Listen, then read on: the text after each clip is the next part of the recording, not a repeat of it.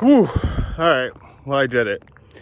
10 fucking miles, 110 flights equivalent from Woodland Hills to Calabasas Peak. And that is a huge win. That is an awesome hike. Very, very exciting. Very nice. I guess I came from down there somewhere. I don't fucking know. Anyway, whew, boy, that was nice. Yeah, that was awesome. It was like, I knew I was coming to the peak. There's better peaks I could have gone, but I'm done. This is enough. This has been like a few hours. Like I said, 10 miles, 110 flights, and nice. I feel amazing. It was nice. So I would like get to a certain peak, and then I'd like get over it, and then I'd see another peak, and I'd be like, yeah. And then it would start going downhill, and so I'm like, oh, I just fucking made all this ground, and now I'm losing. But anyway, that's life, right? And there were times where I was like, this one's good enough. I could stop here. Like, this would be a good place to stop. But then I was like, nope, I got to fucking finish this. I put the peak in the peak. I said peak. I don't know how many times. Peak. Anyway. Wow. Yeah. So I wanted to record this video because at this point, you've either watched the new Software Underbelly interview, or you saw this and you didn't know there was one. And so I highly suggest watching that first, or else you might not really understand some of the stuff I'm talking about. There were just two things that I wanted to talk about from that interview, just to like clear anything up, or to be transparent, or just, I don't know, just thought I should mention some things. First one is the anonymity of Alcoholics Anonymous. It's like at this point, you know, like I've done these interviews and stuff, and so I'm not anonymous, and like I've somehow helped people without even trying to help people, you know, like I've had people contact me like, oh dude, your story helped me, like wanted to get sober, all this stuff. And I'm like, damn, that's amazing, because I was just basically this fucking selfish asshole that fucking rambled about myself, right? And so now, consciously wanting to help people and spread a positive message, why wouldn't I fucking go out there and give you all the experience, strength, and hope I have to fucking like try to help anybody, you know, maybe. So yeah, it was weird because after I did the interview, there started popping up all these like things on my daily reflections about like staying out of the press and all this stuff, and like not seeking fame or something. And I'm like, well, I mean, I guess, you know, if I'm honest with myself, I'm not seeking fame. I was honestly this time doing it to try to help others. And as you can probably tell by the interview, if you haven't watched it yet, that's why I said you should watch it before watching this. But I don't have any, I'm not worried about this interview. I feel like I was able to convey a very positive, encouraging message that will help others either want to get sober, continue in their sobriety. And there's just a lot of stuff I've learned, you know, over these last 2 years and in treatment, and especially these last 2 months, which, you know, I usually have to learn the hard way, but most things I have gotten to the point where I understand how to deal with things, and I take suggestions, I listen to others, and yeah, man, life is like mainly positive these days. But with all that being said, it all fucking comes together to, of course, this guy can't listen to every suggestion, right? He's got to still do one thing his way.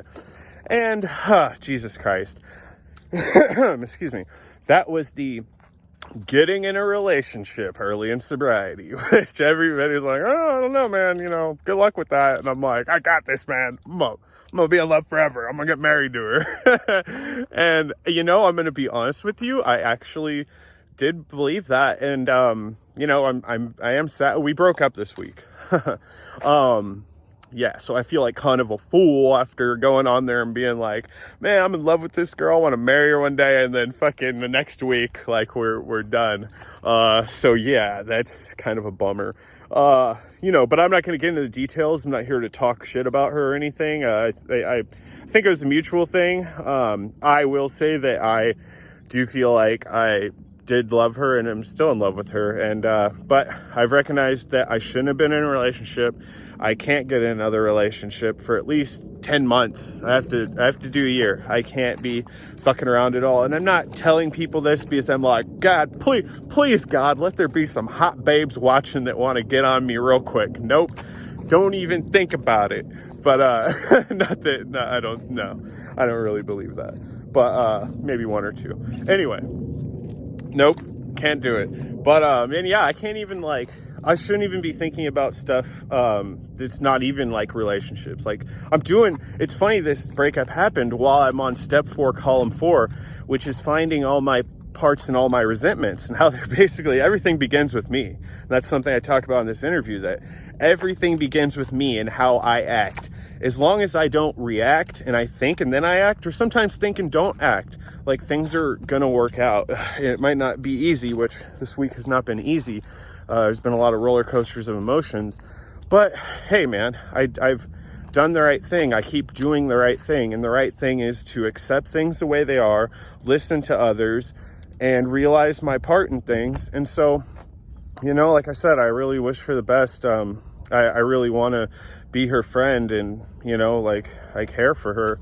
But of course, fucking therapists are like, you guys can never be friends now. You guys fucked. And I'm like, come on, is everything so black and white?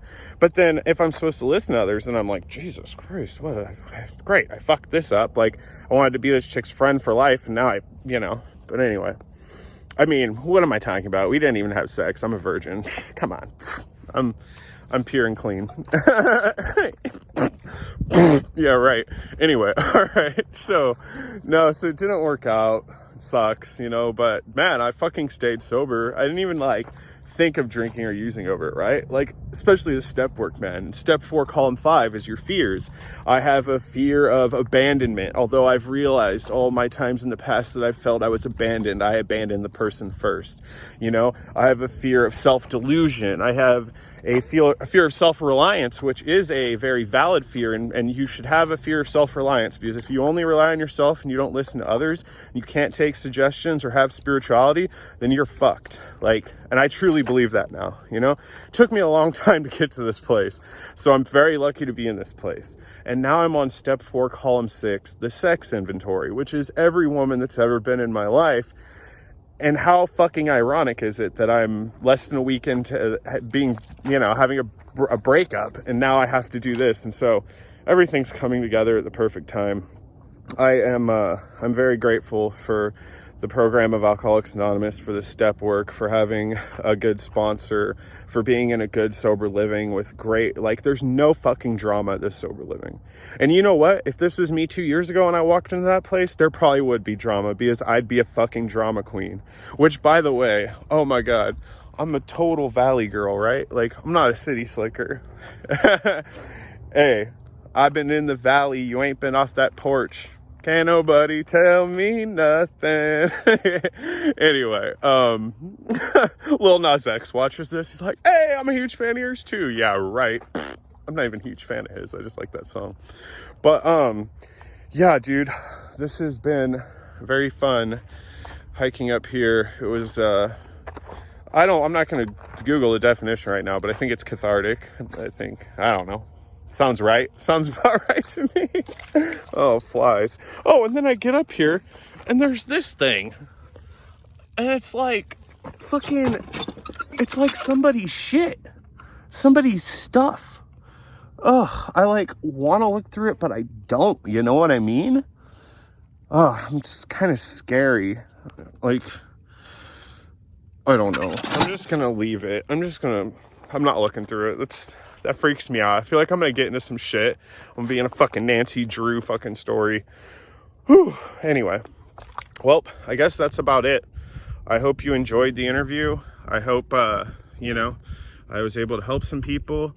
Oh, and, yeah, so when I get in weird places, and especially in sobriety, I fucking I sometimes get a little manic, and then I get a little creative, and I get a little wild and blah, blah, blah, in my head. And so I recorded a song this week, and so instead of doing some type of haha fooled you jump scare where I just start a video and say, oh man, my life, oh god damn it, and then play a song and be like, gotcha, I'm going to warn you, the song is about to play. So if you don't want to hear my music, then turn this shit off right now. But I think it's a good song.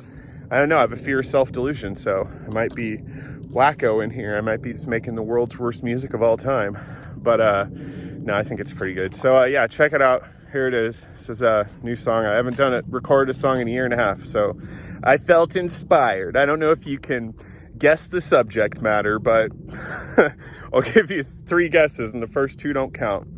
Anyway, all right, time to fucking walk all the way back down this fucking thing. Jesus Christ. Ugh. Okay, well, gotta do it. All right, have a great day. I was gonna say I love you all, but I don't. I guess I do. That's just a weird, like, when people tell me they love me and they like at AA me, I love you, man. I'm like, wait, you love me? Like, you don't know. I could be a bad guy. You might be fucking. Anyway, all right. Have a great day, and thanks for watching. Bye.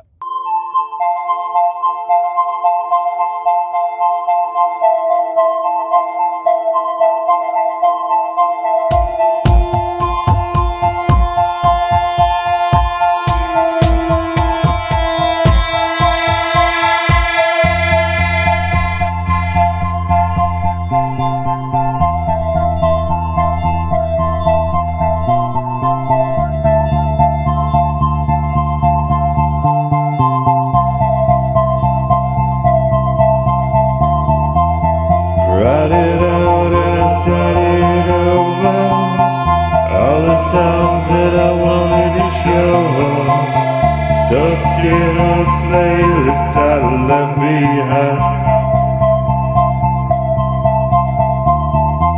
I think I thought that I'm going crazy. Turns out they could never faze me. I'm just an ocean and you're swimming in blood. Take time and think about it. I guess we could live without it.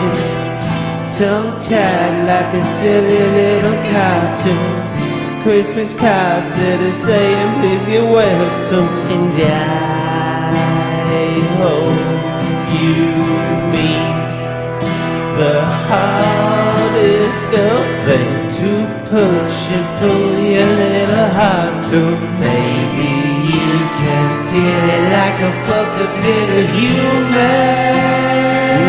All we are is all we be. Can't you see? And never flee again. Fly off, little bird, and fly off, little girl.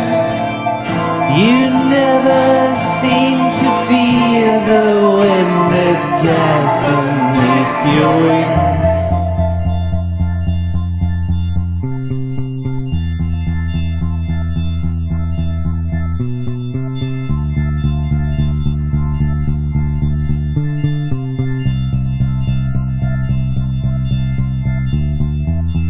I know it's so fucking hard, babe. Stuck in a class where you're getting a bad grade. After school I broke bread and I shared it with you. Then you tried on my varsity jacket. Kissing in the cut, baby, was such a racket. Do you think that our folks know that we're in love? Holding hands and we're walking home.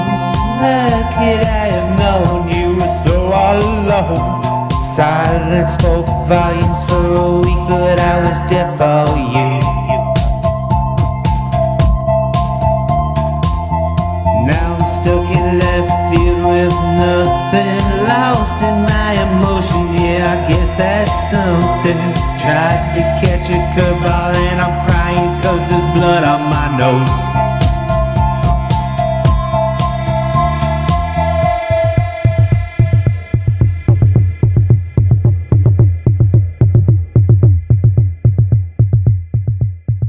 Take time and think about it. I guess we could live without it. Tongue-tied like a silly little cartoon. Christmas cards that are saying please get well soon. And I hope you meet the hardest of things to push and pull your little heart through. Maybe you can feel it like a fucked up little human. Love is all we be. Can't you see? And never flee again. Fly off, little bird, and fly off, little girl. You never seem to feel the wind that dies beneath your wings.